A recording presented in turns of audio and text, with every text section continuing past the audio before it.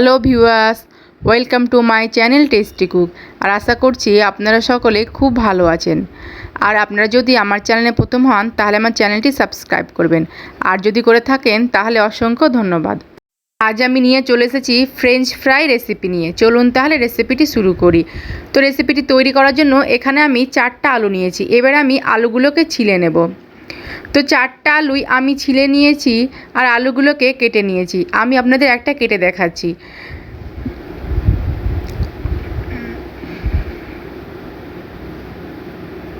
এইভাবে আমি আলুগুলোকে কেটে নিয়েছি, আর দেখেই বুঝতে পারছেন যে কতটা মোটা করে আলুটা কেটেছি। এবার আমি এই আলুর পিসগুলোকে এবার ফ্রেঞ্চ ফ্রাই আকারে কেটে নেব। তো এইভাবে আমি কেটে নিচ্ছি।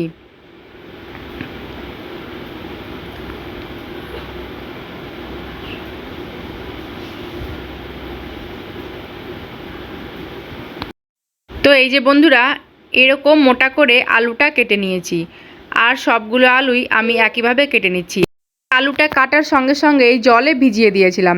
এবার আমি আলুটা জল চেঞ্জ করে খুব ভালো করে ধুয়ে নিচ্ছি। তো আলুটা খুব ভালো করে ধুয়ে নিয়েছি। এবার আমি এর মধ্যে দিয়ে দিব লবণ। আর যেহেতু আমি আলুটা সেদ্ধ করব না, তাই কাঁচা অবস্থাতে এইভাবে লবণটা দিয়ে আলুর সঙ্গে খুব ভালো করে মেখে নেব। আর লবণ দিয়ে মেখে আলুটা আমি 2 মিনিটের জন্য রেখে দিচ্ছি। আলুটা লবণ দিয়ে মেখে 2 মিনিটের জন্য রেখে দিয়েছিলাম।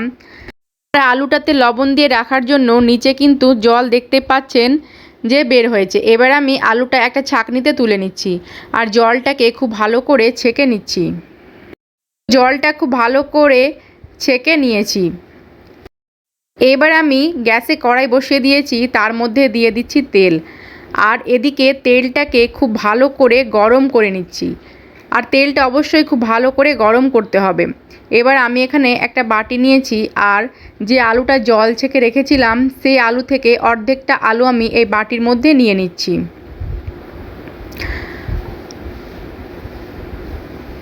অর্ধেকটা আলু আমি বাটির মধ্যে নিয়ে নিয়েছি। আর এইদিকে তেলটাও খুব ভালো করে গরম হয়ে গেছে।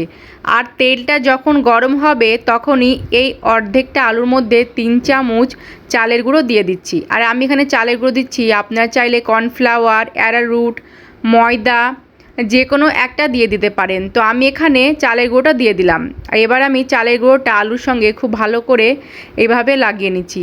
আর অবশ্যই তেলটা গরম করার পরে তারপর চালের গুঁড়োটা দিয়ে মিশাবেন, নাহলে আগে থেকে মিশিয়ে রাখলে আটাটা গলে গিয়ে কাদা কাদা হয়ে আলুর সঙ্গে লেগে যাবে। আর দেখতে পাচ্ছেন যে আলুটার গায়ে খুব ভালো করে আটাটা কোট হয়ে গেছে। এবার আমি আলুর টুকরোগুলোকে তেলের মধ্যে ছেড়ে দিচ্ছি। আর আমি যেভাবে আপনাদের ফ্রেঞ্চ ফ্রাই করে দেখাচ্ছি এইভাবে তৈরি করবেন, এতে কিন্তু অনেক মুচমুচে তৈরি হয়। তো আলুগুলোকে আমি তেলের মধ্যে ছেড়ে দিলাম। আর এবার আলুগুলোকে হালকা করে ভেজে নেব। হালকা বলতে আলুটা অর্ধেকটা হবে আর আমি তেল থেকে তুলে নেব।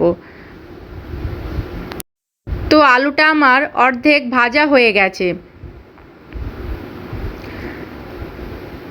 এবার আমি আলুটা তেল থেকে তুলে নিচ্ছি। প্রথম ব্যাচের ফ্রেঞ্চ ফ্রাইগুলো অর্ধেক ভাজার পর তেল থেকে তুলে নিয়েছি। এবার এটাকে খুব ভালো করে ঠান্ডা করে নেব। সেকেন্ড ব্যাচ ভাজার জন্য তেলটা আবার খুব ভালো করে গরম হয়ে গেছে। এবার আমি একই রকমভাবে চালের গুঁড়ো লাগিয়ে সেকেন্ড ব্যাচ ফ্রেঞ্চ ফ্রাইগুলোকেও ভেজে নিচ্ছি। সেকেন্ড ব্যাচ ফ্রেঞ্চ ফ্রাইগুলোকেও তেলের মধ্যে ছেড়ে দিচ্ছি। সেকেন্ড ব্যাচ ফ্রেঞ্চ ফ্রাইগুলো অর্ধেক ভাজার পর তেল থেকে তুলে নিচ্ছি। আবার এগুলোকেও ঠান্ডা করে নেব। প্রথম ব্যাচের যে ফ্রেঞ্চ ফ্রাইগুলো ভেজে নিয়েছিলাম সেগুলো ঠান্ডা হয়ে গেছে। এবার আমি তেলের মধ্যে দিয়ে দিলাম, আর মিডিয়াম টু হাই ফ্লেমে করে এগুলো ফ্রেঞ্চ ফ্রাইগুলোকে ভেজে নিচ্ছি। এভাবে ডবল তেলের মধ্যে দিয়ে ভাজবেন, এতে করে ফ্রেঞ্চ ফ্রাইগুলো খুবই মুচমুচে তৈরি হয়।